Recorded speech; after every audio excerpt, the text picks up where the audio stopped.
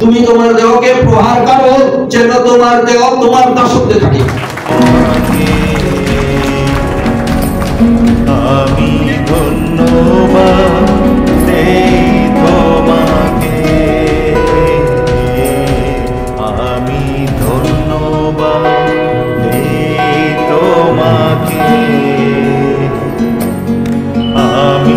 প্রথম করিন্থীয় তার 9 অধ্যায় 27 পদ, সেখানে লেখা রয়েছে 27 পদে, আমার নিজ দেহকে প্রহার করিয়া দাসত্বে রাখিতেছি। এটা প্রথম অংশ। ঈশ্বরের দাস পল তিনি বলছেন আমার দেহকে প্রহার করি এবং সেই প্রহারের নিয়ন্ত্রণাধীনে আমি তাকে রেখেছি। আমি তাকে দাসত্ব করে রেখেছি।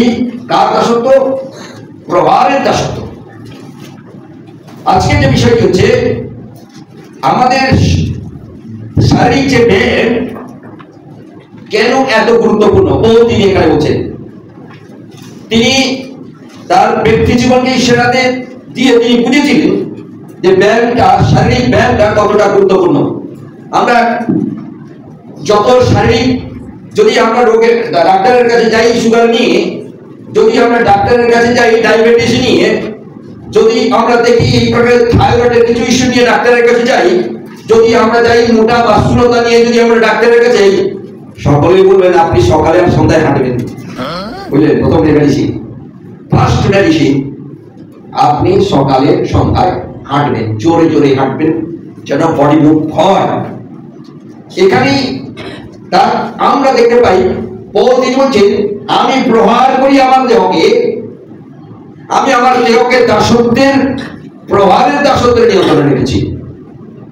যারা এক্সারসাইজ করে না তাদের ক্ষেত্রে বহু আজকে বিশেষ গুরুত্বপূর্ণ। আমরা যদি দেখি আব্রাহাম, তিনি বিশেষ সর্বনত অবস্থায় ছিলেন। তিনি, আমরা জানি তার ইতিহাস হচ্ছে তিনি ঠাকুর নির্মাণ করতেন, প্রতিমা তৈরি করতেন, এরপরে তিনি বিয়ে করতেন এবং সেই অবস্থায় করতে করতে ঈশ্বর তার সঙ্গে সাক্ষাৎ করলেন এবং সেই প্রতিমা পূজা থেকে, প্রতিমা নির্মাণ থেকে আব্রাহাম তিনি বের গেলেন। এর মানে তিনি তার কাজে আমরা দেখতে পাই তার প্রত্যেক দিনের এক্সারসাইজ আমরা আপনাদের দেখতে পাই। মসি তিনি ভেড়াপাল ছেড়ে দিয়েছেন, ছেড়ে দিয়ে তিনি হাঁটাচলা করছেন, ঈশ্বর তার সঙ্গে কথা বলেন। এমন কোনো কোথাও নেই যে অলসের সঙ্গে ঈশ্বর কথা বলেছেন। এরকম মেডিটেশন করছিলেন, শুধু সারাদিন মেডিটেশন করছেন, ধ্যান করছেন, ধ্যান করতে করতে বিরাট কিছু হয়ে গেল। এরকম আমাদের ঈশ্বরের কোথাও তা আমরা প্রমাণ পাই না। ঈশ্বর সবার সঙ্গে কথা বলেছেন কারণ যারা পরিশ্রমী ছিলেন। এখন এই শারীরিক যে ব্যায়াম গুরুত্বপূর্ণ যদি না হতো তাহলে পৌল এখানে তিনি তার শরীরকে তিনি প্রহার করতেন না। কারণ প্রহার নিজের দ্বারা নিজে প্রহার হয় না, প্রহার মানে তিনি কিছু ব্যায়াম করতেন। সেই ব্যায়াম দ্বারাই তিনি বলছেন আমি এই প্রহারের দ্বারাই আমার শরীরকে আমি দাসত্বে রেখেছি। আমার দাসত্বে, কার দাসত্বে? কার দাসত্বে? তার নিজের দাসত্বে রেখেছে, অন্য কাউকে দাসত্ব করে দেয়নি। আমরা যারা এই অনেক সময় এই ব্যায়াম সম্পর্কে, আমরা এটাকে ব্যায়াম বলি বা শারীরিক অনুশীলন বলি, বিভিন্ন শারীরিক অনুশীলন করতে পারি। দুটি কারণে আমরা ব্যর্থ হই এই অনুশীলন করতে। দুটি কারণ কি? একটি কারণ হচ্ছে আমরা এই ব্যায়াম করতে করতে, এই শারীরিক অনুশীলন করতে করতে আমরা তৃপ্তি পাই না, তাই আমরা করি না। দ্বিতীয় কারণ কি?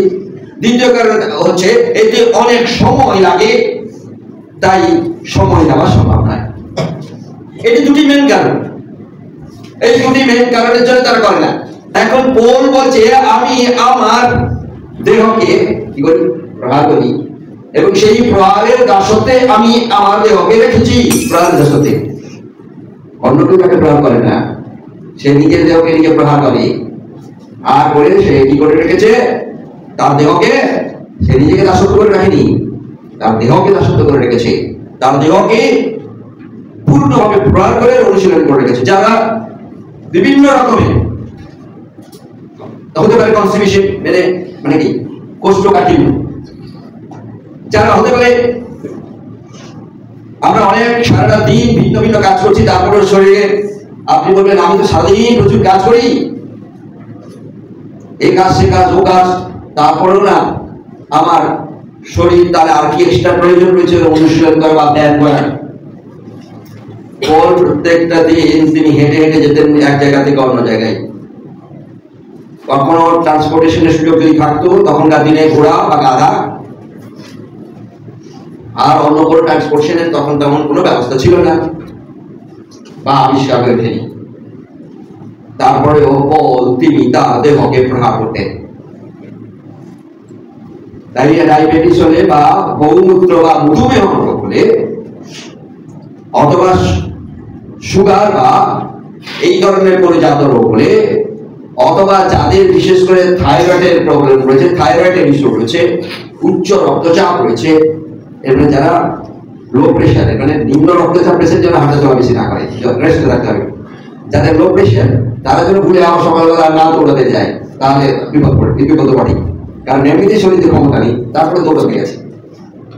তাই তাদের ক্ষেত্রে যারা উচ্চ রক্তচাপ, যারা থাইরয়েডের ইস্যু এবং স্মৃতিশক্তির লোপ পেয়ে যাচ্ছে, স্মৃতিতে মাথাতে থাকে না। যত পৃথিবীতে ভালো সিনিয়র ছেলে মেয়ে তারা বেশিরভাগ দেখা যায় দুষ্টু হয়, জানে এটা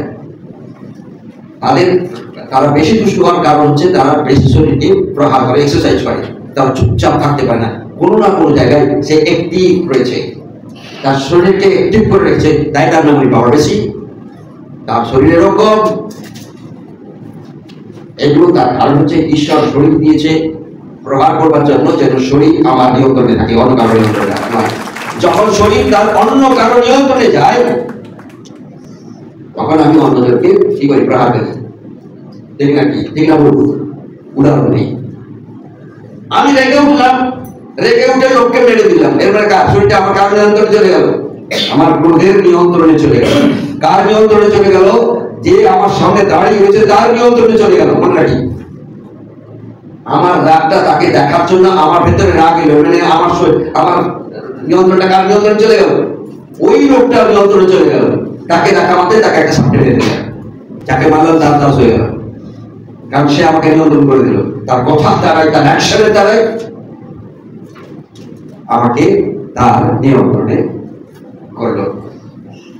তাই সর্বক্ষেত্রে আমরা যদি দেখি, একটু চিন্তা করে দেখি, আমি যখন কাউকে রেগে মারছি, রাগার ভ্যারাইটিস রয়েছে, বাবা মা তার ছেলে মেয়েকে মারে, কি রেগে মারে?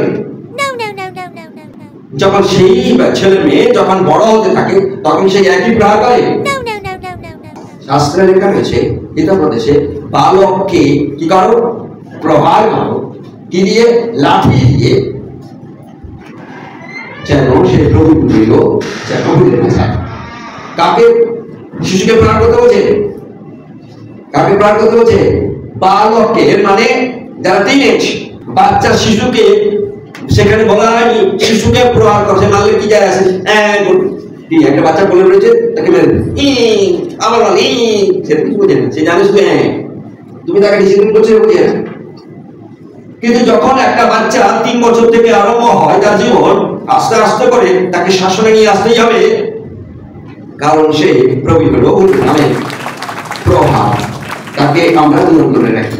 যখন সেই বাচ্চাটি 17 বছর 16 বছরের পরে হয়ে যাচ্ছে আর তাকে প্রহার করি না, কিন্তু ঈশ্বরের বাক্য বলছে সেই জন্য নিজেকে নিজে প্রহার করে, সেই জন্য নিজেকে নিজে প্রহার করে।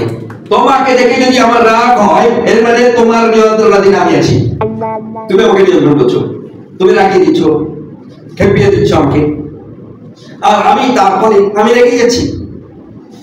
কিন্তু পৌল বলছে আমি আমাকে কি প্রহার করি, এবং শাস্ত্রের লেখা আছে কাকে সে নিয়ন্ত্রণ রাখছে? দেহকে সে নিয়ন্ত্রণ রাখছে। আর টয়লেটে যে হয় না সে হতে থাকে, তার যে স্মৃতিশক্তি রোগ আছে স্মৃতিশক্তি বৃদ্ধি করে, তার যে সুগারের যে সমস্যা ইস্যুগুলো রয়েছে সেই ইস্যুগুলো কমতে থাকবে, তার বহুমূত্র যে ঘটনা রয়েছে সেগুলোকে কমতে থাকবে, এমনকি স্থূলতা বা মোটা হয়ে যাওয়ার যে প্রবণতা। কারণ আমাদের ঈশ্বর সদাপ্রভু তার বাক্যে পৌলে দাঁড়িয়ে দিয়েছেন, প্রথম করিন্থীয় 9 অধ্যায় 27 পদে, আমি আমার দেহকে কার দাসত্বে রেখেছি? প্রহারের দাসত্বে রেখেছি। আমি নিজেকে প্রহার করি। এলিও তিনি খাদ্যের অভাবে তিনি চলে গেছিলেন হাঁটতে হাঁটতে খাওয়ার জন্য। কার কাছে? বিধবার কাছে। কোনদিন তার সাক্ষাৎ ছিল না। সেই বিধবাকে তিনি তার জন্য কখনোই দেখেন। অজানা জায়গায়, অজানা রাস্তায়, অজানা পরিবারে গিয়ে বলতে আরম্ভ করলেন, আমি ক্ষুধার্ত, আর আমার শরীর চলছে না, আমার শরীরকে অত্যাধিক প্রহার করে ফেলেছি। এখন সেই প্রহার হেতু আমার শরীর খাবার চাইছে, তোমাকে খাবার দিতে হবে। মাননীয়া তিনি বলছেন, আমি খাবার দেওয়ার মতো আমাদের নাই, অল্প তেল রয়েছে, অল্প ময়দা রয়েছে, এটাই শেষবারের মতো আমি আমার পুত্র সন্তান খেয়ে মারা যাব, কারণ আর দ্বিতীয় খাবারের কোনো রিসোর্স নেই। কারণ চারিপাশে খাদ্যের অভাব, খাদ্য তৈরি হয়নি, খরা অঞ্চল, সবকিছু আর হচ্ছে না, খাবার প্রোডাকশন হচ্ছে না, তাই শেষ। ঈশ্বরের দাস তিনি বলছেন, তুমি সাহায্য করো, তুমি এবার তোমার আমার কথা মতো তোমার কাজ আরম্ভ করো, কারণ আমি আমার দেহকে এত প্রহার করেছি, খাদ্য পেতেই হবে, আর আমাকে যদি তুমি এই দেহে খাওয়া দাও তুমি আশীর্বাদ পাবে। বলছিল বলেনি খাবার দাও আশীর্বাদ পাবে, যদি বলতো তাহলে সে আরো বেশি তাড়াতাড়ি করতে হতো। বলেনি ভদ্রলোক ঠিক আছে। যখন ঈশ্বরের দাস তিনি বলছেন করে দাও, তখন বলছে ঠিক আছে, আমাদের জায়গা থেকে নাহলে আপনাকেই করে দিলাম, যেহেতু আপনি এতটা না ছাড়া বান্দা, আপনি এতটা পরিশ্রান্ত, আপনি এতটা আপনার দেহকে প্রহার করে ফেলেছেন, আপনাকে দেখে মনে হচ্ছে খাবারের খুবই প্রয়োজন আমাদের ছিল, নাহলে আমরা আরেকটু আগে মরব, আপনাকে খাবার দিই নাহলে মরি। আর ঈশ্বরের দাসের কথা অনুসারে সেই ভদ্রমহিলা বিধবা খাবার প্রস্তুত করে দিচ্ছিলেন। তারপরে খাবার প্রস্তুত করে দেওয়ার পরেই যখন ময়দার হাঁড়িতে গিয়ে দেখে ময়দা পূর্ণ হবে,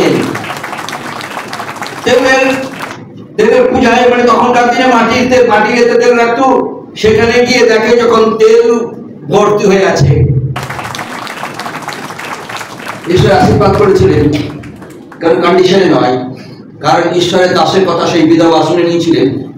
সেই পরিশ্রান্ত দাস তিনি তার কথা শুনে বুঝে নিয়েছিলেন যে করেই দিই, যা হবে দেখা যাক।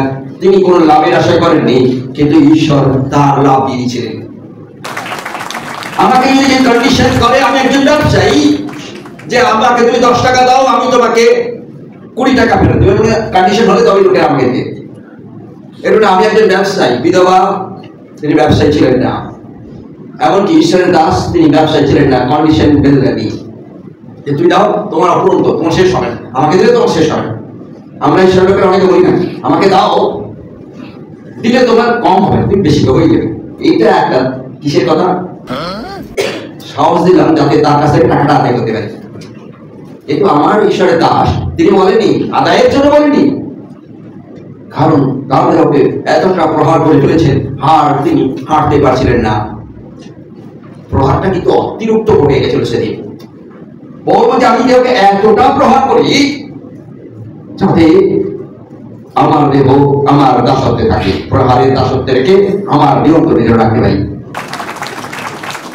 যদি খুব আমাকে নিয়ন্ত্রণ করে, আমি তো ঘুমাই, তুমিও ঘুমাও, সবাই ঘুমাই, কিন্তু ঘুম যদি আমাকে নিয়ন্ত্রণ করে, তাহলে আমি কার দাসত্বে? ঘুমের দাসত্বে। আমি কাউকে দেখে আমাকে কেউ রাগিয়ে করলো, খুব খোঁচা মেরা কথা বললো, যিশুকে সেদিন বলেছিল, কিন্তু শাস্ত্রের লেখা রয়েছে যিশু পাশ কাটিয়ে যেতে নামেন, কারণ তিনি জানেন তাদের কি করে দাসত্বের নিয়ন্ত্রণে প্রভাবে রাখতে হয়। আমাদের মতো লোক কেন খুশি জানে দিত, কে এই কমন করেছে দুটা বের করে কেন বলবে আমাকে? এর মানে আমরা আমাদের দাসত্বের কে রাখিনি, ও যে বলে দিল ওটার নিয়ন্ত্রণে চলে গেলাম, দিকে খুব করে বেঁধে গেলাম। আজকে যত খুন রয়েছে, যত মারপিট হচ্ছে, যত অঘটন ঘটছে বা অঘটন করার কথা চলছে বা হচ্ছে, সবকিছুই কিন্তু তারা তাদের নিজেদের দাসত্বে নেই, অন্য কারোর দাসত্বে রয়েছে, যার ফলে তারাই বহিরাগত শক্তি তাকে নিয়ন্ত্রণ করছে। প্রত্যেকটা হোস্টেলে চলে যাই, প্রত্যেকটা জায়গায় ছেলে মেয়েরা থাকছে, দেখা যায় একে বুঝলে দিতে তাকে ঘুম ধরে দিচ্ছে, মারপিট করছে, কাটাকাটি করছে, হানাহানি করছে, এমনকি মৃত্যু পর্যন্ত ডেকে আছে। তার কারণ যে মারছে সে তার ক্রোধকে সে তার দাসত্বে আনতে পারেনি, বরং অন্য লোক তাকে দাসত্বে আছে। এগুলোর জন্য সময় দিতে হয় না, হয় এগুলোর জন্য এই সময় আমার বাবু রেগে যাওয়ার জন্য আমার সময় নেই, তো বলেছে শুনেছ আজকে আমার রেগে যাওয়ার মতো সময় নেই, কেউ বলেনি। শুধু ব্যায়াম করার সময় হলে, অনুশীলন করার সময় হলে, ঈশ্বরের বাক্য মেডিটেশন করার সময় হলে আমার সময় নেই। কেউ শুনেছে আমি রেগে যাই, এতে আমি তৃপ্তি পাই না, এতে আমি খুশি হই না, তাই আমি রাখি না। কেউ শুনেছো বলেছে আমি রাখি না, কেন? আমি তৃপ্তি পাই না। কিন্তু ব্যায়াম করার সময় হলে এবং ঈশ্বরের বাক্য যখন আমরা কি করি পড়ার সময় হলে জানো তোমার দেহকে তুমি প্রহার করবে যাতে তোমার দেহ তোমার দাসত্বে থাকে, অন্য কারো দাসত্বে যেন না যায়। অসুস্থতা দেখে তোমাকে জানতে হবে কতটা প্রহার করতে হবে, তোমার শরীর পরিস্থিতি দেখে জানতে হবে কতটা প্রহার করবে। এমন কিছু প্রহার করতে যাবে না যাতে পাশবিক হয়, মানে অন্য লোক মেরেছে বলে এতটা মেরে ফেলো নেই, এত লাগলো। এটা কখন বলা সম্ভব? যখন অন্য লোকেরা তোমাকে মারে, কিন্তু নিজে নিজে মেরে এতটা মারলাম আমি নিজেকে, না খুব কষ্ট। কেউ করেছে? কেউ কখন হয়। তাহলে নিজের দেহকে কতটা তুমি প্রহার করবে, মানে কতটা ব্যায়াম করবে, কি ধরনের ব্যায়াম করবে এখানে ইঙ্গিত নেই, বলতে কিছু করতে।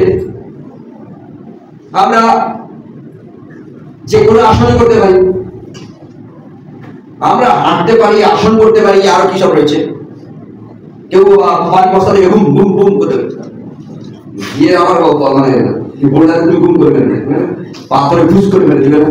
তাহলে একটা আমার বর্মার একটা ছেলে ছিল, হঠাৎ কি হলো, কেউ তাকে কি বকাবকি করেছে, বকাবকি করার ফলে হঠাৎ ছিল হঠাৎ দেওয়ালে ঘুম ঘুম করে ঘুষ মেরে গেছে। আরে এত রাগকে সে কোথায় দিবে সে খুঁজে পায়নি, সে দেওয়ালে লাফিয়ে ঘুষি মারছে, এত রাগ, তীব্র রাগ।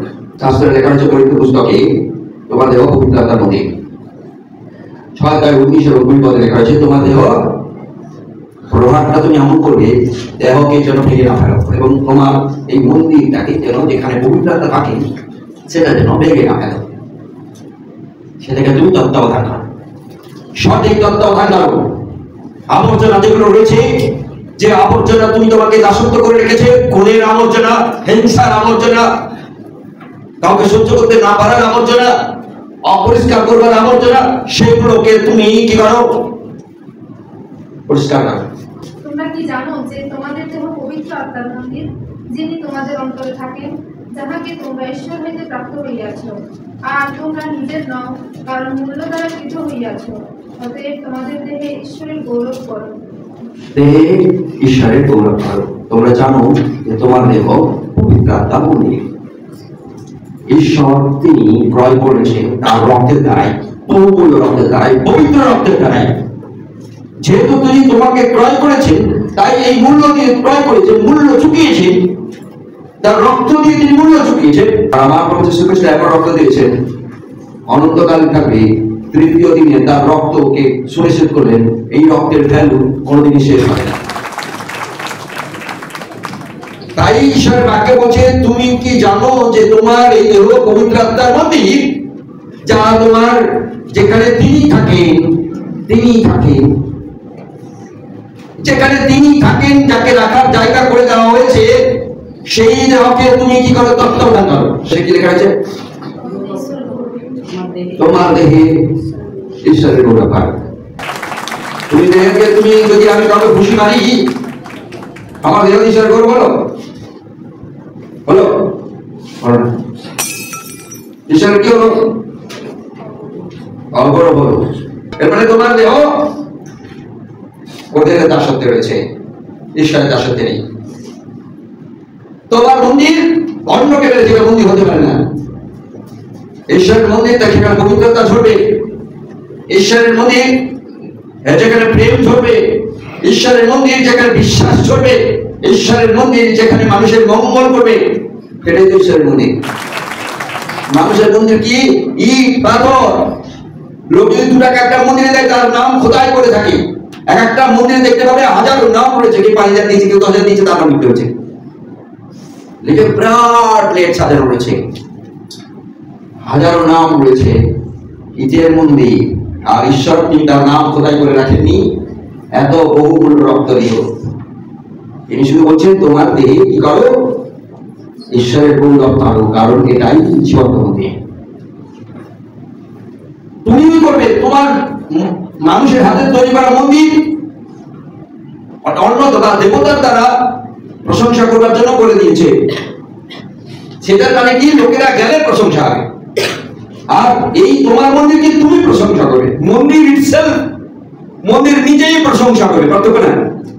হাতে করা মন্দির নিয়ে কোনোদিনই ঠাকুর দেবতা প্রশংসা করে না, কিন্তু ঈশ্বরের গড়া মন্দির আমরা, জীবিত মন্দির, ঈশ্বরের দেহ আমরা, নিজেই ঈশ্বরের প্রশংসা করবে।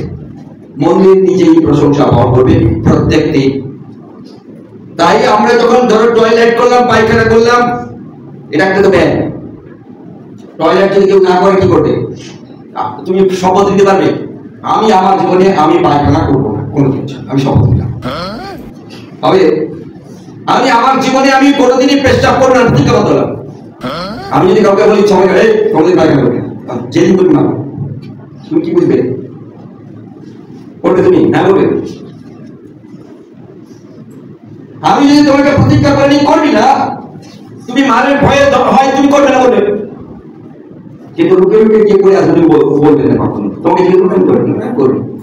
আমার ভালো, আমার কথা মতো কি সুন্দর চলে, বলে দিচ্ছে পায়খানা করবে, করেন করে দিই, বছর পর বছর পায়খানা করছে, কি হয়? অসম্ভব। কারণ এটাই দেহ, কারণ জীবন্ত দেহ। জীবন্ত দেহ তার টয়লেটে যাবেই, তার নাম্বার হবেই, তার নাম্বার 2 হবেই, তাকে স্নানও করতে হবে, কারণ ঈশ্বরের দেহ কে পরিষ্কার রাখার কাজ তো আমার। ঈশ্বরের এই তার জন্য এই জন্য আমার ভালো লাগে না পায়খানা করতে, কেউ বলেছে আমি তৃপ্তি পাই না পায়খানা করে, কেউ শুনেছ? কেউ সবাই মানে পায়খানাটা হলো, তুমি যদি পায়খানা হয়, ও পায়খানা হলো, কি তৃপ্তি পায়? পেশাব আটকানো যায়, নাম্বার 1 আটকানো যায় সময়, কিন্তু হয়ে গেলে কি শান্তি পেলাম। তারপরেও আবার তুমি কখনো বলবে যে না আমি করবো না, তার কারণ পেশাব করলে আমাকে জল খেতে হয়, কখনো। তাই জল খাবো না, পেশাব করবো, হয়। এটা ছেড়ে দেওয়ার সঙ্গে সঙ্গে আবার জল খেতে ইচ্ছা হয়। প্রসেস, আমার যে একটা প্রসেস রয়েছে। ঈশ্বরকে নিয়ে বিভিন্ন প্রকারের প্রেম বা এই ধরনের শারীরিক অনুশীলন প্রচুরই ঢোকাতে হবে, বের করতে হবে, ঢোকাতে হবে, বের করতে হবে। মানে যে এই অনুশীলন আমাদের শরীরকে সতেজ করে, এই প্রহার আমাদের শরীরের মধ্যে আমরা যদি নিজের প্রহারের কিছু সিস্টেম তৈরি করি, এটা আমার শরীর আমার দাসত্ব থাকবে না, আর আমি যদি প্রহার না করি আমাদের দাসত্ব থাকবে। প্রহার মানে হচ্ছে মার, লোকেরা মারলে মার, আর নিজেকে নিজে মারলে এটাকে ভালোবাসে প্রহার বলে। প্রহার মানে মার, শরীরকে এমন মার দাও যেন শরীর ঈশ্বরের প্রশংসা করে। আমেন। শরীরকে এমন মার দাও, তুমি নিজে মারবে, অনুরোধ নয়, অনুরোধ কিন্তু রক্তপাত করে দিও। তুমি শরীরকে এমন মারবে না যে মারাতে কি হবে, রক্ত বেরিয়ে যায়। আবার এমন কিছু রক্ত বের করতে ইচ্ছে করে, ধরো ফোড়া হয়েছে বা কোনো চুলকানি হয়েছে, পুজ হয়ে গেছে, কি করবে? তুমি পুষে রাখবে, এটা একটা রাত্রিতে শুতে পারবে না, টন টন করবে, ব্যথা আরম্ভ হবে। তাই সেই রক্তটা কেটে বের করে দিতে হয়, কারণ এটা তোমার নিয়ন্ত্রণে দিনে ইচ্ছা মতো আরাম করবার জন্য সেই রক্তটাও বের করে দিতে হয়। কিন্তু এমন রক্ত বের করতে যাবে না, ধরা যাক তুমি হাতুড়ি মারছো, হঠাৎ হাতুড়ি এখানে বসে গেল, একা এসে বসে গেছে, তখন তুমি এই হাত নিয়ে থপ থপ করে মেরে দিল, কি করি না? দেখা গেল আমি হাত রেখেছি, তোমাদের মধ্যে কেউ একজন হাতুড়ি মারতে গিয়ে এখানে বেড়ে হাতে মারতে আবার এখানে মেরে দিল, তখন কিন্তু যখন আমি মারলাম তখন কিন্তু আমি সপোর্ট করে মারি, ভুল হয়ে গেল, মারটা পড়ে গেল, তখন ভুল হয়ে গেল, কে? আমার ভুল হয়ে গেল। কিন্তু যখন সে মারছিল আমার হাতে পড়ে গেল, তখন তার ভুলটা ধরে চাপ করে দিলাম, ভুল হবে কিন্তু, আর আমার হাতে ভুলের জন্য কোনো পানিশমেন্ট নেই, কারণ নিজে নিজে প্রহারে পানিশমেন্ট হয় না। নিজে নিজে যখন আমি শাস্তি নিই, সেটা আমরা সাবধান হই। নিজে নিজে ভুল করে কোনো শাস্তি যদি হয়ে যায়, সেখানে আমরা সাবধান হই। আর অন্য লোক যদি ভুলেও মানে তাকে আমরা ভুলের মাসুল তাকে গুনতে হয়, যদি আমি অভদ্র হই, আর যদি ভদ্র হই আর একটা এরকম তো অনেক জায়গায় হচ্ছে। আমরা এইসব লোকেরা তারা সহ্য করছে, এইসব লোকেরাই জানে অন্যদের প্রহার হজম করতে।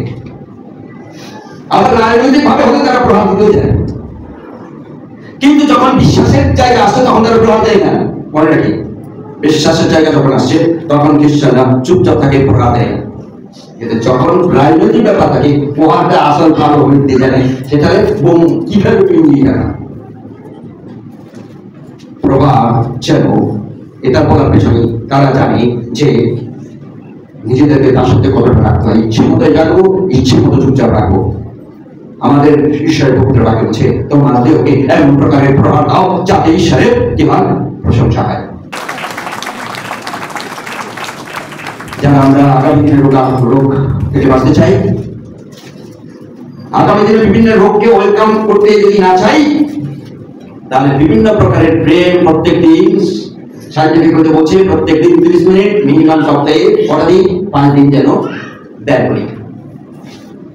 এই কসরত, এই শারীরিক কসরত যেন আমাদের প্রতিদিন 30 মিনিট, সপ্তাহে মিনিমাম 5 দিন যেন শরীরে ব্যয় হয়। এরপরে আমি যদি চাই আমার শরীরে বা আমার মনের মধ্যে স্মৃতিশক্তির লোভ না পাক, তাহলে আমি করবো যদি মঙ্গল চাই না, কষ্ট হচ্ছে, যাও না, ভালো লাগছে, আমার সময় নাই।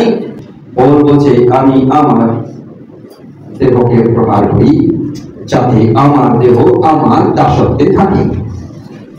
আমি রেখেছি আমার দেহকে আমার দাসত্বে। তুমি জানো তোমার দেহকে তোমার দাসত্বে থাকুক? কারা কারা চাই যে তোমার আমার দেহ আমার দাসত্বে থাকুক, অন্য কারো দাসত্বে? কারা চাই আমার দেহ আমার দাসত্বে থাকবে, আমার কথা শুনবে? কারা চাই আমার দেহ আমার নিয়ন্ত্রণে থাকবে, আমার দেহ আমার কথা মতো চলবে, আমার দেহ আমি যেটা বলবো সেটাই যাবে? আমাদেরকে নিয়ন্ত্রণ করে বহিরাগত শক্তি।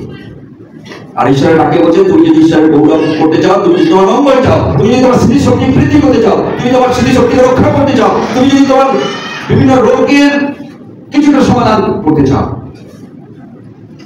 বিভিন্ন রোগের কিছুটা সমাধান করতে চাও, তাহলে তুমি প্রথম কাজ করো, তুমি তোমার দেহকে কি করো? প্রহার করো, তোমার দেহকে মারো এবং তোমার দেহকে তোমার নিয়ন্ত্রণে রাখো। প্রহারের দ্বারাই নিয়ন্ত্রণে রাখো। কার দ্বারাই? প্রহারের দ্বারাই যেন আমি আমার দেহকে নিয়ন্ত্রণে রাখি। রাখলে কি হবে বলি একবার, রাখলে কি হবে? আমার স্মৃতিশক্তি বৃদ্ধি করতে সাহায্য করবে, আমার বিভিন্ন রোগের হওয়া থেকে অথবা যাদের রয়েছে সেই রোগটাকে নিয়ন্ত্রণ করবে। এবং এখানে সহজে হয়ে যায় রোগ নিয়ন্ত্রণের একটি মাত্র উপায় হচ্ছে আমি আমার দেহকে প্রহারের দ্বারা যদি নিয়ন্ত্রণ করি। সকল রোগের নিয়ন্ত্রণ করার একটা বিশেষ জায়গা রয়েছে, সেটা হচ্ছে নিজের দেহকে নিজে প্রহারের দ্বারাই যেন কি করি? নিয়ন্ত্রণ করি। ঈশ্বরের বাক্যে সেটা অন্যভাবে বলছে, তুমি তোমার দেহকে প্রহার করো যেন তোমার দেহ তোমার দাসত্বে থাকে। আর আমি এভাবে বলছি, তুমি তোমার দেহকে প্রহার করো বা ব্যায়াম করো, অনুশীলন করো, এক্সারসাইজ করো, যে এমন ডিসিপ্লিনে নিয়ে এসো যেন তোমার শরীর তোমার নিয়ন্ত্রণে থাকে। আমি প্রভু দয়া চাইব যাতে প্রভুর অনুগ্রহ করে। তৃপ্তি পাই না বলে হবে না। নাম্বার 1 করলে তৃপ্তি পাও, নাম্বার 2 করলে তৃপ্তি পাও। তাহলে এই ব্যায়ামটা করেও তৃপ্তি পাওয়ার জন্য তুমি নিজেকে চেষ্টা করো, কারণ তোমাকে অন্য রোগ যদি শরীরে চলে আসে তখন তুমি তৃপ্তি পাবে না। অন্য রোগ যদি তোমাকে নিয়ন্ত্রণ করে তুমি তৃপ্তি পাবে না। রোগকে আগে তুমি নিয়ন্ত্রণ করো। আমি তাই ডাক্তারের কাছে প্রথম গেলে তুমি যদি সুগার রোগী হও, বলবে সকালবেলা হাঁটো, সন্ধ্যাবেলা হাঁটুন। হার্টের রোগী হলে তুমি আস্তে আস্তে করে হাঁটুন, সিঁড়িতে শুধু হাঁটবেন না। আপনি হাঁটবেন কিন্তু সিঁড়িতে উঠবেন না। হার্টের রোগীকে হাত পাক চলে না। হার্টের রোগী মানে হাত পাক না, এমন হাঁটতে হবে হার্টের রোগীদের হাঁটার পদ্ধতি। মানে তোমাকে তোমার শরীরটা কি প্রকারে প্রহার করলে সেটা ঠিক যাবে, সেটা তুমি বুঝে নিতে হবে। শরীরটা কি ধরনের তুমি ডিসিপ্লিন বা ব্যায়াম করলে এই ব্যায়ামটা কার্যকরী হবে জেনে নিতে হবে। তার জন্য এটা তোমাকে অ্যানালাইসিস করতে হবে, বুঝতে হবে। কারণ তোমাদের দেহ কার মন্দির? পবিত্র আত্মার মন্দির, ঈশ্বরের মন্দির নয়। তোমাদের দেহ পবিত্র আত্মার মন্দির। কে থাকে? তোমাদের দেহে পবিত্র আত্মা থাকে। তাই শাস্ত্রে লেখা আছে কি? তোমার দেহের দ্বারাই, শাস্ত্রের সংসার লেখা আছে তোমার দেহের দ্বারাই ঈশ্বরের গৌরব করো, তোমার দেহের দ্বারা ঈশ্বরের গৌরব করো। আমি যদি কাউকে মারি, যদি সেটা শিক্ষামূলক হয়, তাহলে আমাদের দেহের দ্বারাই তার জীবন সুন্দর হবে, এটা ঈশ্বরের গৌরব হবে। কিন্তু আমি যদি তাকে ক্ষত বিক্ষত করি, তাহলে রক্তপাত হবে, হিংসা হবে। যদি কেউ ঈশ্বরের পবিত্র বাক্য মেনে চলে, সারা বিশ্বের সবাই খ্রিস্টান হবে না, ঈশ্বরের ভক্ত হয়, ঈশ্বরের বিশ্বাসী হয়, এই মোতাবেকে চলে, কিন্তু রক্তপাত হতো না। ঈশ্বরের পবিত্র বাক্যের মোতাবেকে, ঈশ্বরের বিধান অনুসারে তার দেহ যদি গৌরবের কারণ হয়, রক্তপাত কোনোভাবে সম্ভাবনা নেই। আজকে যারা উঠতে পেরেছে, চাপ কমাতে ব্যায়াম আমাদেরকে সাহায্য করে। বিভিন্ন রকমের মানসিক চাপ কমাতে, বিভিন্ন রকমের মানসিক চাপ কমাতে, ওজন কমাতে এবং আমার দেহকে বিভিন্ন রোগ থেকে নিয়ন্ত্রণে রাখতে আমাদের শারীরিক ব্যায়াম খুবই জরুরি। তার জন্য বলতে নিজে প্র্যাকটিস করতে, নিজে করতে। দ্বিতীয়ত, যেহেতু আমরা মুক্তিপ্রাপ্ত, যদি কারা কারা মুক্তিপ্রাপ্ত, আত্মা কোনোদিনই মরবে না। তুমি মরবে, আমি মরবো, আত্মা কোনোদিনই মরবে না। তোমার ভেতরে মরবে না। হয় তুমি চলবে, চলবে চলবে মানে আলো নয়, চলবে মানে জ্বালা হবে, জ্বালা হবে। 1 মিনিটের জন্য রে পাঁচজন খুঁজবে, কারণ আমল চুম্বন করে যদি একটু শান্তি পাও, কিন্তু তুমি জানো না যাওয়া যাবে না। আর সেই ধনী লোকটি বলছে, তুমি কি লোককে পাঠাও? প্রভু লোকদেরকে পাঠাও আমার আপনজনের কাছে, যার যিশুর কথা যেন বলে তার মন পরিবর্তন করে। বলছে এখান থেকে পাঠানো বলে তার স্থানে, সেখানে লোক করেছে যিশুর কথা বলার জন্য, এবং তারা ইতিহাস কথা বলছে। ইতিহাস যিশুর, তিনি রয়েছে, সব কথা বলছে, সৃষ্টি কথা বলছে, ঈশ্বর রয়েছে। তাই সেখানে লোক রয়েছে তোমার লোকদেরকে বলবার জন্য, আজ আমি রয়েছি তোমাদেরকে বলবার জন্য। যারা তোমরা জানো না যে তোমরা মরবার পরে, এই দেহ থেকে চলে যাওয়ার পরে, তারপরে যে কি চলবে চলবে, কিন্তু ফসকা পড়বে না, যন্ত্রণা পায়। দিনের ছোট যন্ত্রণা নয়, প্রত্যেক সময়ের প্রতিটা মুহূর্ত যন্ত্রণা ছেড়ে যাবে না। তাই যিশু বললেন, একই চোখে অদ্বৈত কি আমার সঙ্গে, সেই যন্ত্রণা জায়গা থেকে কোথায় যাবে? পরমদেশে যাবে। তোমাকে যন্ত্রণা স্পর্শ করবে না, তোমাকে আগুন স্পর্শ করবে না, তোমাকে ঝলসানো স্পর্শ করবে না। আজকে তুমি আমার সঙ্গে সেই পরমদেশে যাবে, যেখানে শান্তি, আনন্দ তোমাকে ঝলসাতে পারবে না কোন শক্তি। তাই আজকে যারা প্রভু করেছি, আজকে তোমার শরীরকে যদি ঈশ্বরের আত্মার মন্দির না করো, ব্যায়ামের মধ্য দিয়ে যেমন তুমি শান্তি পাও। আমরা অনেক হাঁটলাম, তারপরে বসে আরাম পাই, তাই না? যদি এমন একটি সময় তোমাকে দেওয়া হবে, ঘিরে দেখা হবে, তুমি হাঁটলে বসার জন্য জায়গা নেই, কেমন হবে? নরকটা সেই প্রকার, কিন্তু হাঁটতে থাকবে, বসার জায়গা পাবে না, এরকম দাঁড়িয়ে কারণ সেইরকম থাকবে। আমার যন্ত্রণা অনুভব করার চেষ্টা করো। সেই ধনী লোকের অভিজ্ঞতা আব্রাহামকে বলছে, লাসারকে সে বলতে বলছে না, আব্রাহামকে বলছে, কারণ আব্রাহাম নেতৃত্ব নিয়েছে, প্রভুর নেতৃত্ব নিয়েছে, তার অনুমতি ছাড়া মনে হয় লাসার পা বাড়াবে না। শাস্ত্রে লেখা রয়েছে, শয়তানও পর্যন্ত যিশুকে বিশ্বাস করে, ভয় করে। আমাদের বিশ্বাস, আমাদের ভয় কি শয়তানের মতো? তুমি তোমার বাবাকে কিসের জন্য ভয় করো? কিসের জন্য ভয় করো? বাবা মেরে আমাদের মুদ্রা করবে, সেরকম ভয় করো না। তোমার বাবাকে যে ভয়টা করো, সেটা একটা ভিন্ন ভয়। আর সেই জায়গায় যখন শয়তানকে ভয় করো, সেটা ভিন্ন ভয়, তাতে মৃত্যু হয়। তুমি তোমার ঈশ্বরকে যে ভয় করো, সেটা কি মৃত্যু হয়? আমরা ঈশ্বরের আরাধনা করি, কারণ বলি আমার ঈশ্বর যেন আমার সঙ্গে খুশিতে থাকে। আমি যেন খুশিতে থাকি, আমার ঈশ্বর আমাকে যেন ছেড়ে না যায়, কারণ তিনি থাকলে আমি খুশি থাকবো। তিনি আমার সঙ্গে থাকলে, তোমার শরীরের সঙ্গে তোমার ব্যায়াম যদি থাকে, তুমি খুশি থাকবে। তোমার শরীরের সঙ্গে যদি ব্যায়াম বা তোমার শরীরকে বিভিন্ন রকমের ব্যায়ামের দ্বারাই যদি তুমি নিয়ন্ত্রণে রাখো, তোমার রোগ নিয়ন্ত্রণে থাকবে, খুশিতে থাকবে। এটাই চলেছে। ঈশ্বরের ইচ্ছে তুমি ব্যায়াম করো যাতে তুমি খুশিতে থাকো। ঈশ্বরের ইচ্ছে তুমি তোমার শরীরকে তোমার ব্যায়ামের দ্বারা নিয়ন্ত্রণে রাখো, প্রহারের দ্বারা নিয়ন্ত্রণে রাখো যাতে তুমি খুশিতে থাকো তোমাদের। এবং ঈশ্বরের ইচ্ছা এইও যেন তুমি তোমার শরীরকে যেন প্রহারের দ্বারা যদি নিয়ন্ত্রণে রাখো, তোমার দেহকে নিয়ন্ত্রণে রাখো, ঈশ্বরকে নিয়ে যদি নিয়ন্ত্রণে রাখো, তুমি অনন্তকালের জন্য খুশি থাকবে। এটা ঈশ্বরের ইচ্ছে। প্রত্যেক বাবা মায়ের ইচ্ছে থাকে তার ছেলে মেয়ের জন্য খুশি থাকো।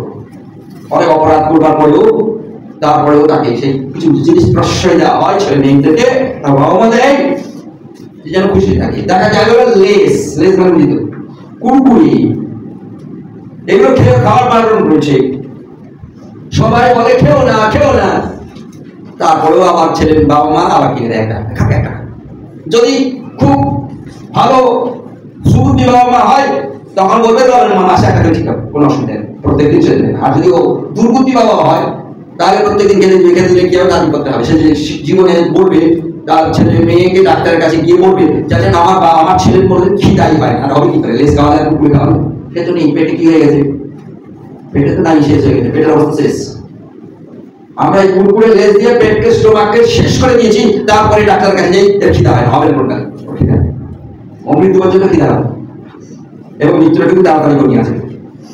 আজকে যারা আমরা বলতে পেরেছি মানে কি এই যে শরীরের প্রহার করা, যে কোনটা খাওয়া উচিত এটাও এক ধরনের প্রহার। এটা খাবো না, খেয়ে ফেললাম, কি খেয়ে ফেললাম, তারপরে দুধ দিয়ে বের করলাম, কিন্তু জল খাওয়ার কথা তাও জল খাই না। যেটা খাওয়ার যেটা পান করার কথা আমরা করি না, যেটা খাওয়ার সেটা করি না, যেটা না সেটাই করি। প্রহারটা খুব শিখতে হবে আমার দেহকে কি প্রকারে প্রহার করা উচিত। আসে ফিরে আসি কারা কারা এই যে আমরা আমার ঈশ্বর সদাপ্রভু যে তিনি পৃথিবীতে এসেছিলেন যিশু হয়ে, এটা শুনেছি তারা বিশ্বাস করি যে তিনি সত্যিই এসেছিলেন, কারণ এটা একটা ঘটনা, তাই কি? কারা কারা নিজেরা বিশ্বাস করি যিশুই আমার একমাত্র পরিত্রাণকর্তা? শুনেছি করে করে রাখি আপনারাই ঈশ্বরের অনুগ্রহ নিয়ে আমাদের দেহকে প্রহার করি।